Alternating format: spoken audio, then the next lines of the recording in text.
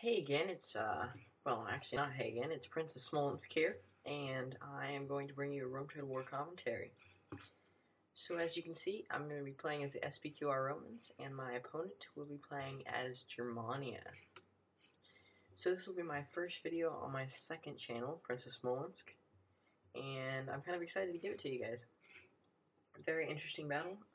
I would have considered Rome to be far superior to Germania, but I was proven wrong. You can see I have a new name here. I used to be Royal Regiment Kuzov, but my clan, or that clan, actually failed. I started my own clan, the Varangian Guard. That is my clan tag. And then I also am in a new clan now called Meads. So it's a different kind of idea. My buddy, True Legend, is the leader of that clan. So I don't know what I'm going to do.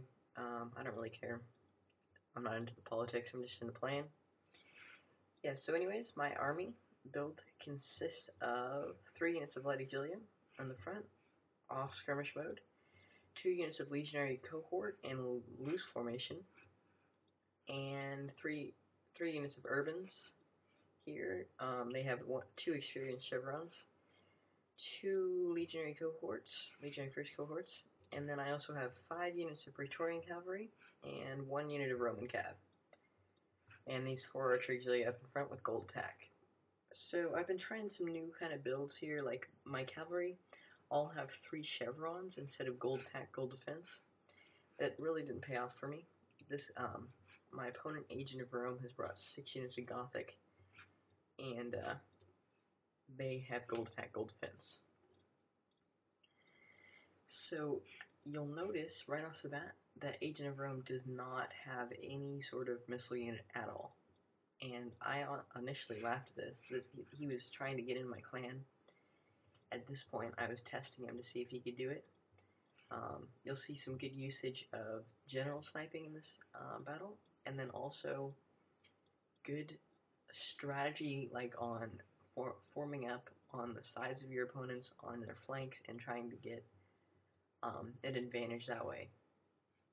So obviously I have the archer advantage, and I'm just going to stick my archers behind my lines because I do not want them to get caught up in melee, because they're going to be my most valuable asset in this battle. So yeah, long story short, kind of a little tangent here. Well, the battle starts. You can see that he shifted over a unit of Gothic to counter my Pratt Cav that was on that side. But anyways, long story short, I lost a bet, which is why I joined Meads. It was like 4 o'clock in the morning, and I was just like, I said, if you beat me 3 times in a row, then I'll join your clan. And he beat me handily 3 times in a row, because I had no micro skills at 4 a.m. in the morning, so. Plus I'm sick, if you guys can't tell by my hearing. But you know, it's my first video. I don't really care. My archers are starting to open up. He sort of hesitated at this point. I would have just charged straight in. He sent a unit of Night Raiders in to soak up some Pila. I turned my actual legionary infantry off this. Now you see that he sent his Gothic cavalry way out here, and I took advantage of this by sending my men in, cutting straight through. And you'll see I do this, and I go in for a charge, but I notice that I won't be able to hit his general if I come in at this angle. So I take it back out, and I go in this way. You'll notice my fail of a cav micro here. But then I missed that. I general sniped him. That was really funny. He was like, what happened there? So I general snipe, I pull straight out. This Gothic cavalry is gonna end up beating my cav. You see here my fail micro here. I sent 3 units of my Praetorian cavalry after the routing unit because I was paying attention to the general micro. This cavalry comes straight in on my light auxilia. If I couldn't have planned this better, except for the fact that I didn't charge with my cav, so they lost a good considerable amount while they were fighting. So right here, I charge in more of my Praetorian cavalry against this Gothic cavalry, and this Gothic cavalry actually holds out pretty well considering they were fighting 3 units of Praetorian cavalry. They rout 2 units, and they end up routing this unit too. That was pretty blasphemous, actually. Actually, they don't rout this unit, do they? I'm not even sure. I wasn't paying attention over here. This is my first battle after, or this is like my 3rd battle after like 2 weeks of not being on. My computer was broken for a little while, and I finally fixed it. I route one of his units of Gothics here and one of his units here. So seeing that he has completely messed up my lines, he throws all his infantry in really hastily. You see that he targets all one unit. He targeted like this urban unit right here.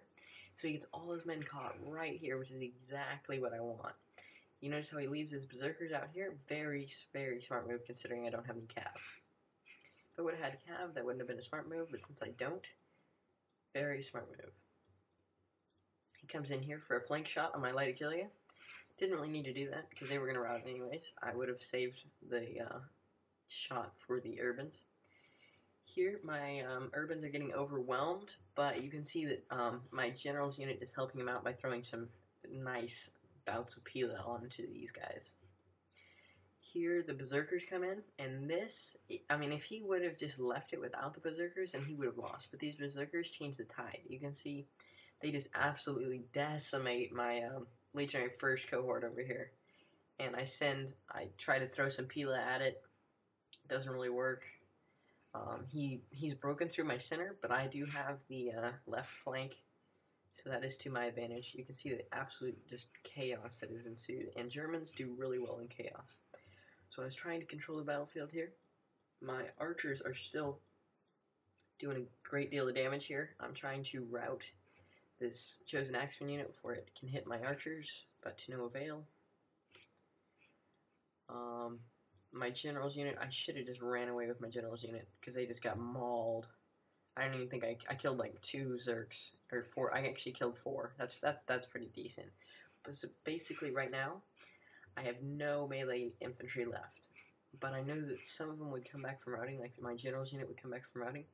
So I did not admit defeat because I still have 4 units of full archers because he had no archers and he did not target my archers. So I thought it was only fair that I continue fighting here. Now I noticed that archers don't go in skirmish mode against these berserkers, and like I said, my micro is horrible, and I was paying attention to my routing units to see when they would stop routing. And then I see this unit route, so I stopped paying attention to my routing units, and then all of a sudden one of them stops routing. Imagine that. I do eventually get this guy turned around before these guys can charge him.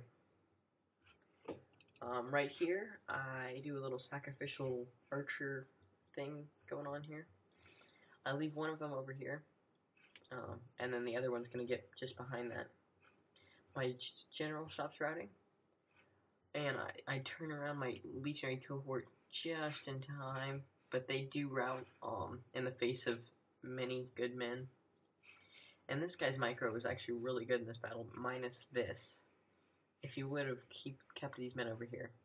All his men had gold, actually. They were all gold upgraded, and some of them had chevrons. His berserkers were gold 3 chevron, as far as I know, so that's got to be a good 2,000 denarii. It was a 20,000 denarii battle.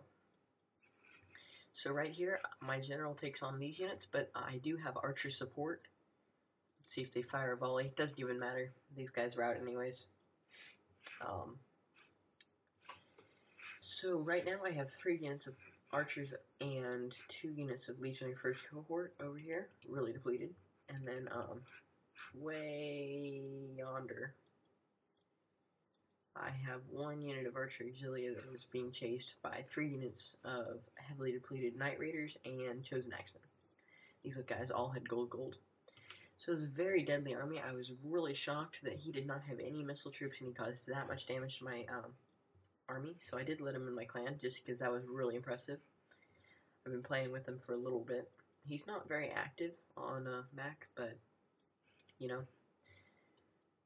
And so here I stop and I prepare to take a volley. I line my men up like this so that these men can still fire from a distance.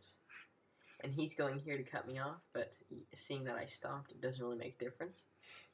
I absolutely maul this unit just before it can touch my lines. I was so lucky about that. And then this unit routs in the face of that. And then I can just target this 1 unit chosen axeman to the left, and that is his last unit. So very fun battle to my opponent, Agent of Rome, and he is now a member of the Varangian Guard. I'm probably going to switch back to the Varangian Guard just because I like how it looks on my name. That looks pretty cool, in my opinion. So yeah, Princess of Smolensk is going to be signing out pretty soon. My first battle, my first Rome Total War commentary. I do not actually know if I'm going to be commentating on Empire Total War. I really hope so, but every time I've tried to install Lion, it's been causing problems to my Mac. So I shoot a bout of fire arrows onto these guys, and then they rout.